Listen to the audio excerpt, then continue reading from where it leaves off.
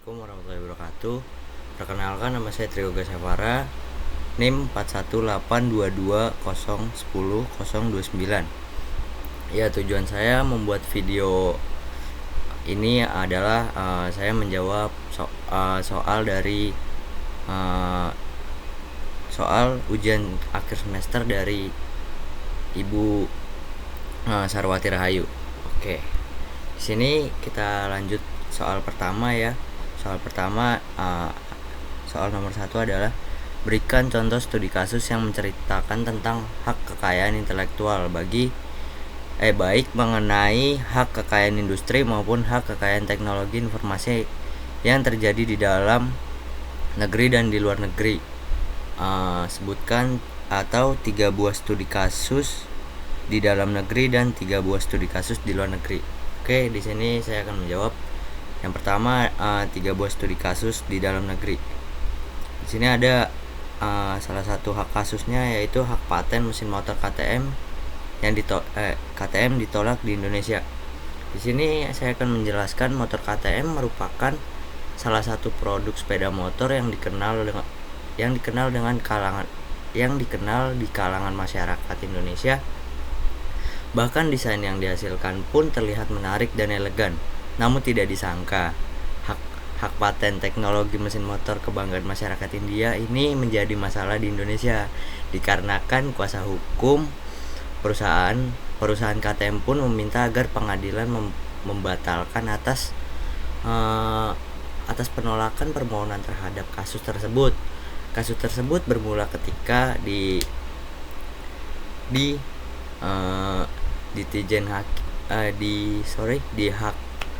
hakim menolak permohonan pendaftaran paten KTM pada tanggal 30 Desember tahun 2009 dengan alasan ketidakbaruan dan tidak mengandung langkah inventif. Oke, di sini ada yang kedua, ada kasus yang kedua ada kasus merek dagang, yaitu merek Tupperware versus Tulipware di Bandung. Sini saya akan membahas kasus merek Tupperware dan Tulipware yang dimana kasus tersebut terdapat permasalahan pada pokoknya di antara merek Tulipware dengan Tupperware. Lalu dengan membandingkan antara produk-produk yang menggunakan Tulipware, maka terlihat secara jelas bentuk pelanggaran yang dilakukan oleh pihak yang memproduksi produk Tupperware. Contohnya seperti penempatan pada merek yang ada di bagian bawah dan bentuk tulisan yang sama lebih dominan, sehingga menonjolkan unsur persamaan jenis produk yang membingungkan konsumen mengenai asal-usul barang. Dan yang ketiga ada studi kasus permasalahan hak paten, yang dimana Malaysia pernah mengklaim batik yang katanya sudah menjadi bagian budaya mereka sejak lama. Mengapa bisa begitu? Pemerintah Indonesia kemudian mengirimkan nota keberatan kepada Malaysia, dikarenakan Indonesia pun tidak mau kecolongan yang kedua kalinya, karena Indonesia Indonesia menindakjelaskan ketidakadilannya atas hak paten tersebut. Lalu Indonesia mendaftarkan batik ke UNESCO pada tanggal 3 September 2008. Setahun berselang pada tanggal 20 Oktober 2009, UNESCO kemudian mengesahkan batik menjadi warisan budaya Indonesia. Oke, di slide kedua ada berikan contoh studi kasus juga yang di sini saya akan melanjutkan, ada 3 buah studi kasus yang ada di luar negeri. Yang pertama, di sini ada studi kasus S. Victor Whitmill versus Warner Bros, yang dimana permasalahan tato di Hangover 2 ini, permasalahan tato tersebut muncul di Hangover 2 film keluaran tahun 2011 yang sebutan Todd Phillips dan Warner Bros.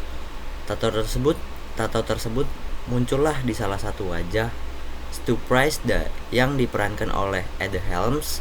Saking miripnya dengan Mike Tyson, tato tersebut juga terletak di sisi kiri wajah Price. Nah, disitulah titik permasalahan hak paten hak paten dan permasalahan tersebut. Dan yang kedua ada Adidas America INC and Payless Shoes Course INC. Masalah logo 3 bintang pada sepatu. Nah, ini menarik nih bagi saya. Pelanggaran terhadap Payless Shoes INC yang mencederai reputasi bisnis, persaingan tidak sehat. Di bawah ini Undang-Undang Merek Dagang tahun 1946 yang berisikan undang-undang anti pengecekan di beberapa bagian negara. Masalahnya, kesalahan dan penipuan yang ditimbulkan oleh penyalahgunaan merek pada akhirnya menyebabkan kerusakan yang tidak dapat diperbaiki pada niat baik yang dilambangkan oleh merek Three Stripe dan pakaian Superstar. Nah, di sini ada permasalahan yang ketiga, yaitu Spotify dituntut 1,6 miliar US dollar atas pelanggaran hak cipta. Mengapa Spotify dituntut? Karena di sini perusahaan streaming musik atau sering disebut dengan Spotify yang dituntut oleh Weekend Music Publishing minggu lalu karena diduga menggunakan ribuan lagu, dikarenakan Spotify tidak memiliki lisensi langsung atau lisensi wajib dari Weekend yang memperbolehkan perusahaan tersebut untuk memproduksi ulang dan mendistribusikan lagu-lagu tersebut. Kata Weekend dalam tuntunan hukumnya diajukan ke Pengadilan Federal California, maka Spotify lah dituntut 1,6 miliar US dollar atas pelanggaran hak cipta tersebut. Oke, lanjut. Di sini ada yang kedua. Di sini ada soal apa yang dimaksud dengan plagiarisme dan bagaimanakah cara pencegahan plagiarisme. Oke, di sini saya akan menjawab apa itu plagiarisme. Plagiarisme adalah tindakan menjiplak karya oleh seseorang maupun sekelompok orang secara sengaja tanpa izin dan pemilik asli karya tersebut tanpa menyebutkan sumbernya. Dalam hal ini, tindakan plagiasi atau plagiarisme tidak hanya mengacu pada karya dalam bentuk tulisan saja, melainkan bisa juga dalam bentuk karya musik, desain, dan lain sebagainya. Di Indonesia sendiri hal ini sudah tertuang pada Peraturan Menteri Pendidikan Republik Indonesia Nomor 17 Tahun 2010. Peraturan tersebut berisi pengertian dari kegiatan plagiat. Peraturan inilah yang mampu membuat pelaku tindakan plagiat bisa terjerat hukum pidana. Untuk itu, Anda perlu berhati-hati dalam hal ini. Dan di sini ada pencegahannya. Solusi praktis bebas plagiarisme. Banyaknya faktor yang menyebabkan plagiarisme tentu perlu diwaspadai oleh semua pihak, khususnya para dosen yang tentu perlu produktif dalam menulis dan melakukan publikasi. Lalu, solusi terbaik apa yang dilakukan untuk bebas dari tindakan plagiarisme atau plagiat? Salah satu solusi terbaiknya adalah dengan menggunakan layanan parafrase dan penerbit depublish. Apa itu layanan parafrase? Layanan parafrase tersebut mengubahnya artikel ilmiah atau tesis disertai skripsi, prosiding, artikel ilmiah pada jurnal, dan lain-lain. Lewat layanan ini struktur kata kalimat maupun paragraf dari sumber tulisan akan dicantumkan tanpa mengubah makna aslinya, sehingga terkesan original dan juga dijamin bebas plagiarisme.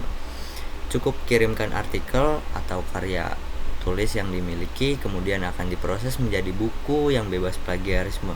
Info lebih lanjutnya mengenai layanan satu ini bisa mengunjungi website resmi penerbit depublish, dan juga bisa langsung mengakses ke halaman ini. Ada situsnya, nanti saya kirim. Yang kedua ada persoalan yang kedua, yaitu ceritakan minimal 3 buah kasus plagiarisme di dalam negeri atau di luar negeri yang kasusnya bersentuhan dengan hukum. Yang satu ada contoh plagiarisme karya seni rupa seniman asing pada tempat wisata di Indonesia, atau studi kasus dengan plagiarisme wisata swafoto Rabbit Town di Bandung. Kasus plagiarisme wisata swafoto Rabbit Town di Bandung yang dikategorikan sebagai tindakan plagiat dan pelanggaran hak cipta berdasarkan indikator sebuah karya seni rupa sebagai karya seni plagiat. Karya seni rupa yakni memiliki unsur plagiat, terdapat kemiripan dalam bentuk dan kesamaan konsep. Disitulah tidak menyertakan sumber karya asli yang ditiru, terdapat unsur kesengajaan. Nah, yang kedua ada plagiarisme merek dagang antara IM Geprek Bensu dan Geprek Bensu. Di sini saya akan menceritakan tentang IM Geprek Bensu ini. Sangatlah sepele lah. Kasus plagiarisme mengenai nama merek tersebut, yang dimana kasus plagiat tersebut adanya penelitian yang menunjukkan adanya perlindungan hukum berdasarkan tata cara hukum yang berlaku. Geprek Bensu seharusnya tidak dapat didaftarkan karena pendaftaran hak cipta merek dagangannya memiliki kesamaan mendasar dengan IM Geprek. Oke, yang terakhir ada plagiarisme studi kasus game Mobile Legends Bang Bang dan game League of Legends, yang dimana kasus tersebut mengenai video game dan pengembang permainan video monton terhadap Riot Game melalui video game yang berjudul Mobile Legends Bang Bang yang dibuat oleh Moonton dan League of Legends yang dibuat oleh Riot Game. Kasus plagiat dalam dunia video game menjadikan pengembang dan penerbit yang malas berpikir dalam mencari ide baru. Plagiat di sisi desain monton pada game tersebut melakukan tipe plagiat total dengan tingkat jumlah plagiat lebih dari 70%. Maka justru itu kita harus kudu berhati-hati atas menindak langsungkan kegiatan tersebut, atau harus waspada lah apa itu yang dinamakan nanti plagiat. Oke. Yang ketiga ada jelaskan pengertian masyarakat informasi, berikan contoh sebuah studi kasus. Oke. Pengertian masyarakat informasi atau bisa dibilang information society atau masyarakat informasi adalah sebuah istilah yang digunakan untuk mendeskripsikan sebuah masyarakat dan sebuah ekonomi yang dapat membuat kemungkinan terbaik dalam menggunakan informasi dan teknologi komunikasi baru atau New Information and Communication Technologies atau bisa disebut juga ICTS.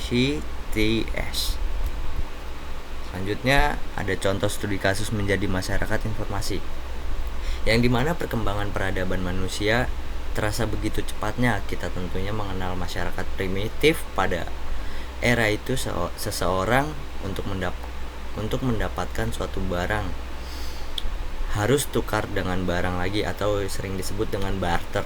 Kemudian meningkat ke masyarakat agraris, kemudian masyarakat industri.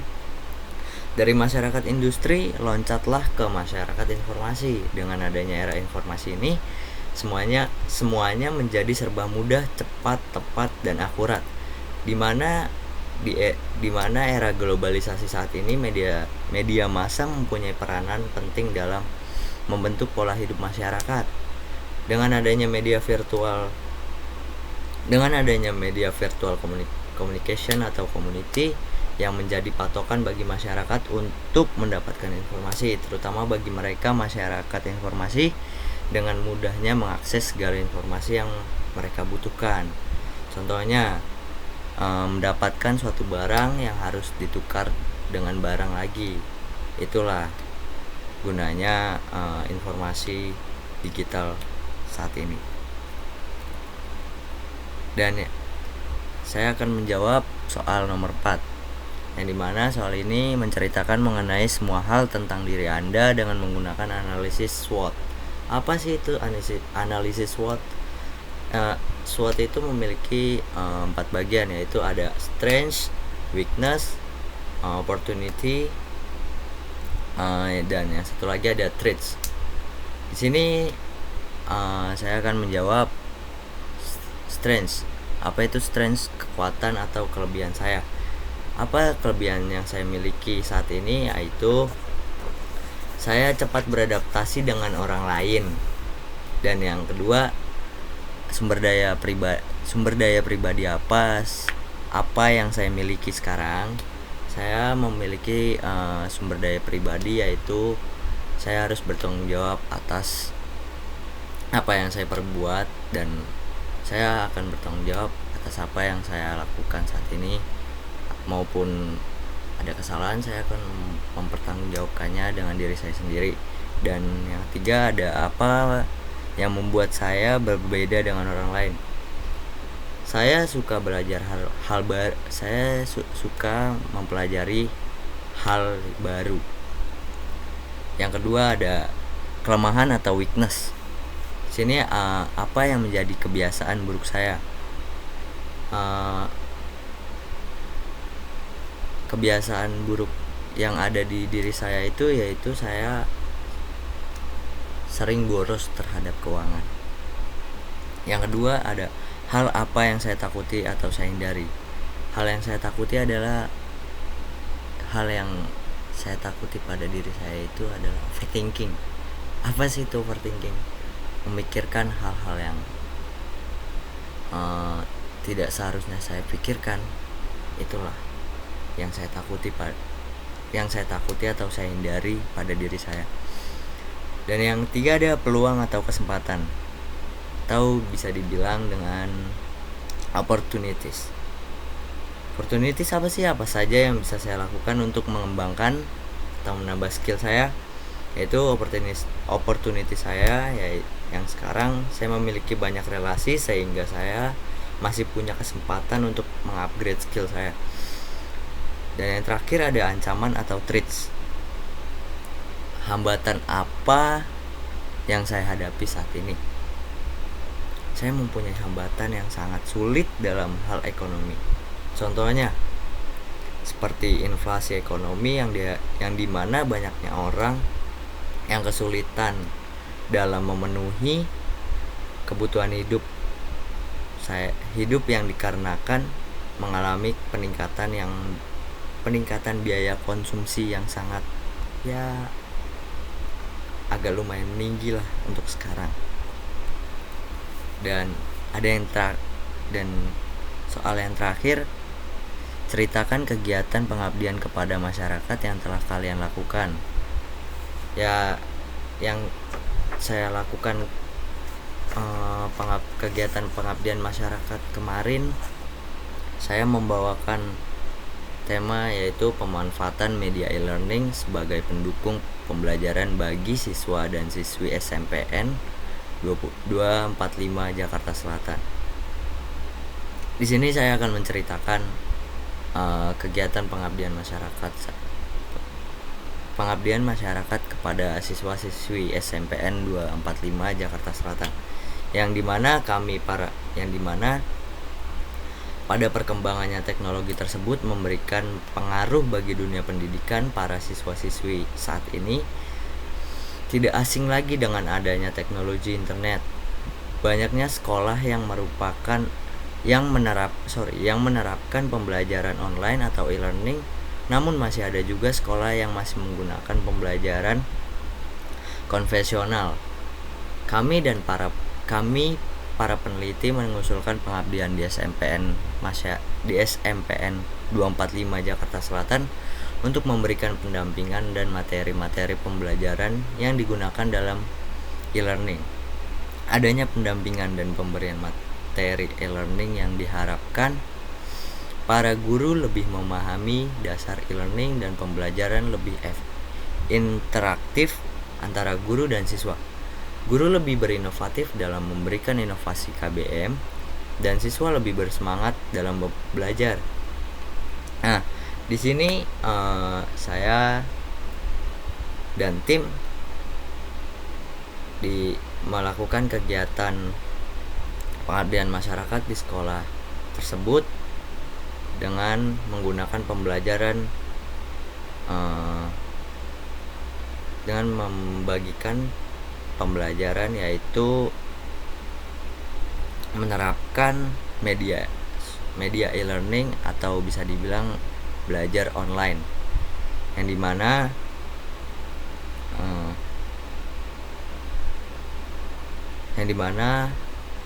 tim kami mengusulkan adanya sosialisasi untuk mendapatkan pemahaman khusus pembelajaran online. Pelaksanaan pengabdian masyarakat di SMPN 245 Jakarta yang akan dikoordinasikan ulang dengan pihak kepala sekolah dan wakil kepala sekolah. Pelaksanaan tersebut dilakukannya simulasi pengenalan e-learning pada tanggal 30 Mei 2023 lalu. Hasil dan pembahasan pada pengabdian masyarakat ini, kami dan tim menggunakan alat bantu Google Classroom dan Moodle sebagai media e-learning untuk memberikan media pembelajaran online bagi SMPN 245 Jakarta Selatan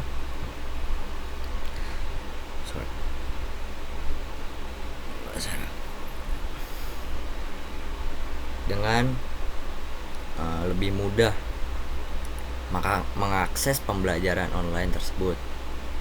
Nah, di sini kami bersama tim membahas materi secara global tentang penggunaan e-learning pada siswa-siswi SMPN 245 Jakarta. Oke, sekian dari presentasi yang saya bawakan. Saya izin pamit mengundurkan diri. Wassalamualaikum warahmatullahi wabarakatuh.